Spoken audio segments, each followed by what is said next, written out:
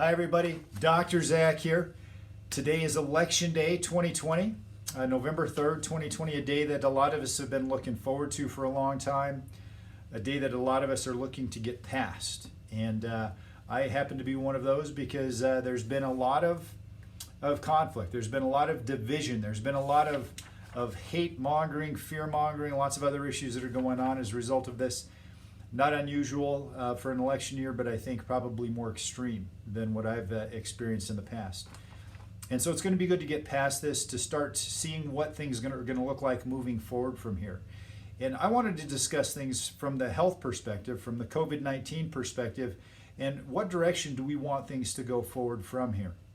So I brought up a recent article that came out. This is actually looking at Sweden and their statistics, and this is up through the end of September. So this is looking at things up through the major intense part of the pandemic and then how things have been faring afterwards.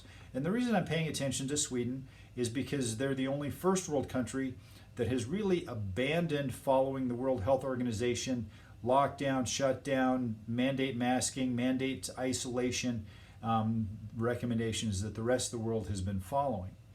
How's that been working out for them? Well, the metrics I'm going to be looking at in this particular case is just the number of deaths total for Sweden.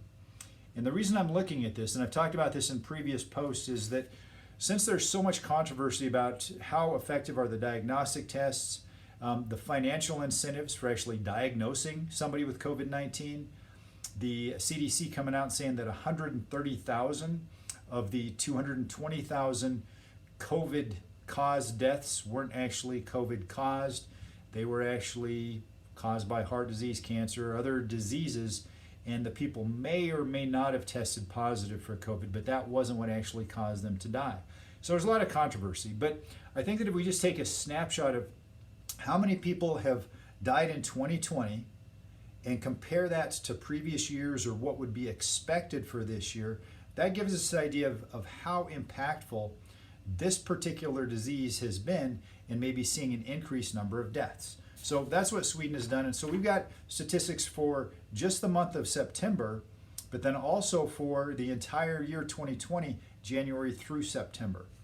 And what it says in here, September 2020 was the least deadly month ever in Sweden.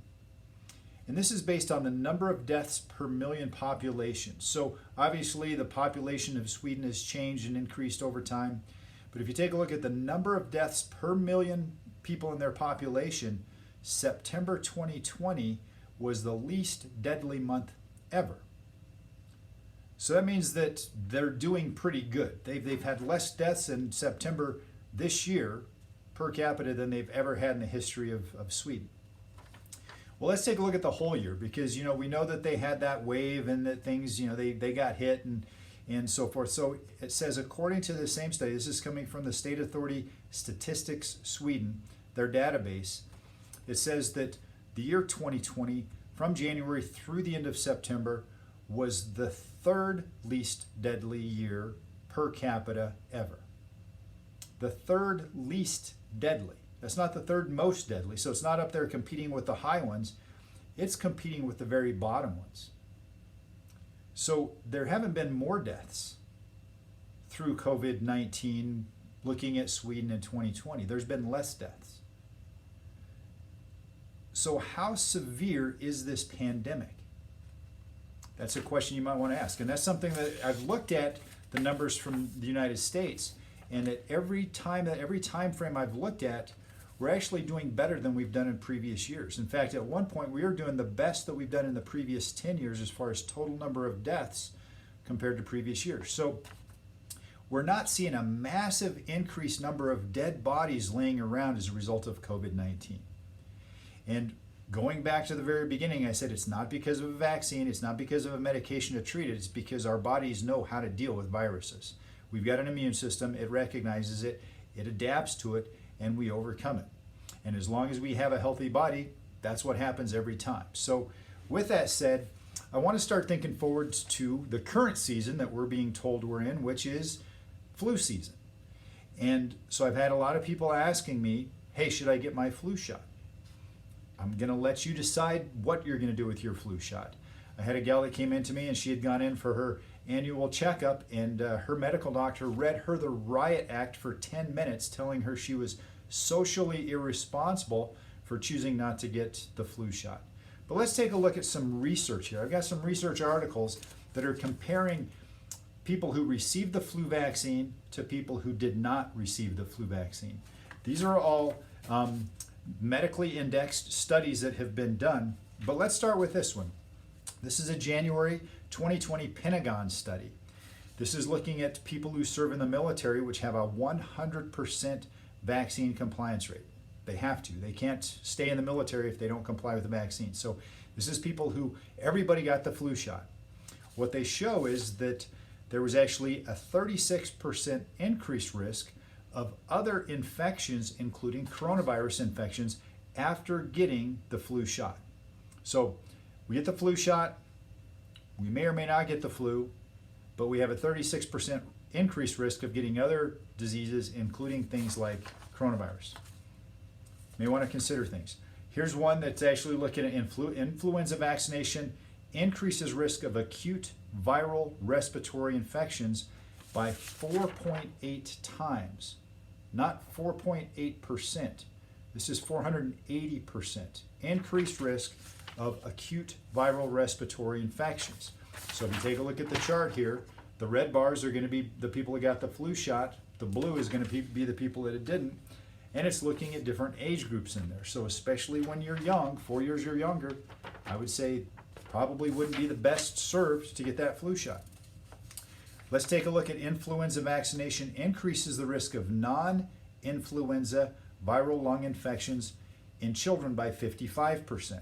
So this is taking a look at children that have viral infections. And again, you'll see the red is going to be the vaccinated population, the blue is going to be the unvaccinated. And you see that in all of these categories, we've got the total diagnosed, the emergency room diagnoses, and the office diagnoses, that in every single one of these, the group that got vaccinated had increased numbers.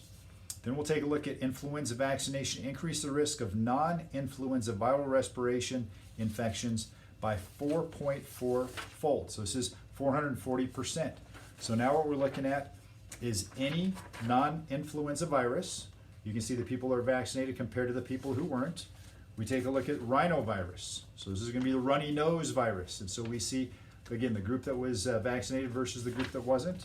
And then we take a look at Coxsackie, or the ecovirus, and nobody ended up with that wasn't vaccinated, but we had a pretty substantial number that got it as a result of the vaccination. So again, we start looking at this and we're seeing a fairly consistent picture here that we're getting an injection that is supposed to boost our immune system, but I've talked about this before, is that it also has adjuvants that are added to it to suppress the immune system response.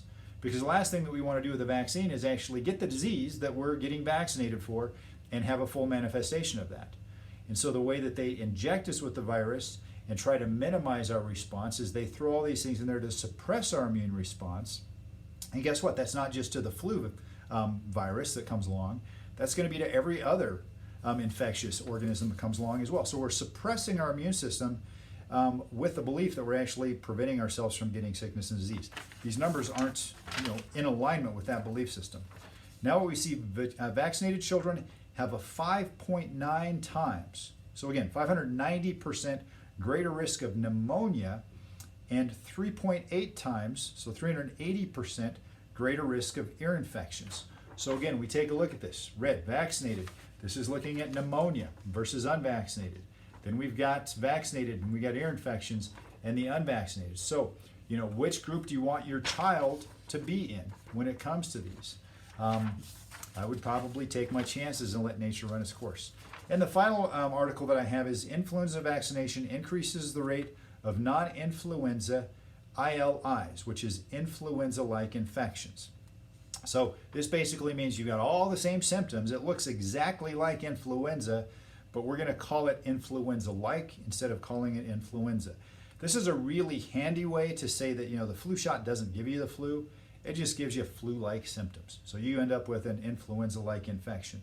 Well, this shows that it increases the risk of an influenza-like infection in children 1.6 fold. So again, 160% increased risk. So again, we've got the red here, that's the vaccinated. We got the blue here, that's the unvaccinated. And this has to do with influenza-like infections.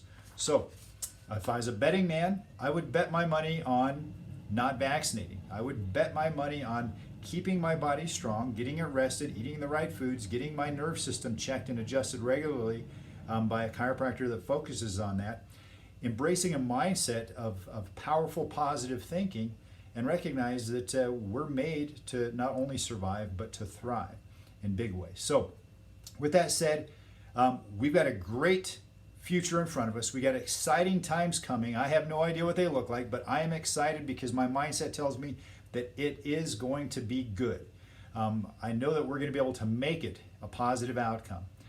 So on behalf of myself, I just want to wish you happy Election Day. Hope that no matter how the outcome comes, you'll be able to maintain a positive attitude. I hope that you'll be safe, and I hope that you'll be well. Till next time, this is Dr. Zach. God bless you.